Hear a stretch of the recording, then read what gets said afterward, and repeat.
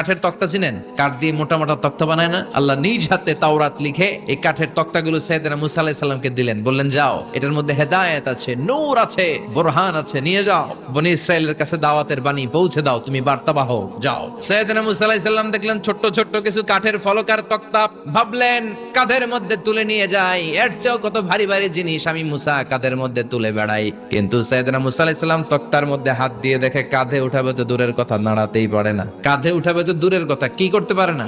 নাড়াতেই পারে না। মুসা আলাইহিস সালাম ভাবলেন এদিক দিয়ে মনে হয় শক্ত, ওদিকে মনে হয় নরম, ওদিক দিয়ে ধরি, ওদিকে টান দেয়, ওদিকেও নড়ে না, মাঝখানে ধরে টান দেয়, নড়ে না। ঘটনা কি? এর চেয়ে কত বড় তক্তা কাঁধে লয়ে ঘুরি, আর এগুলো নড়ে না কেন? আল্লাহ জিব্রাইলরে বলেন না একটু হেল্প করতে। আল্লাহ বললেন যাও, তোমারে হেল্প করতে কইছে। মুসা আলাইহিস সালাম বললেন ভাই জিব্রাইল তুমি এদিক দিয়ে ধরো, আমি ওদিক দিয়ে ধরি। আমরা এরকম ধরে বলি না মারো টান হেইয়ো, এই দুইজনে হেইয়ো হেইয়ো শুরু করছে, কিন্তু তক্তা নড়ে না। মুসা আলাইহিস সালাম বললেন চলো পজিশন চেঞ্জ করি, তুমি এদিকে আমি ওদিকে, মারো টান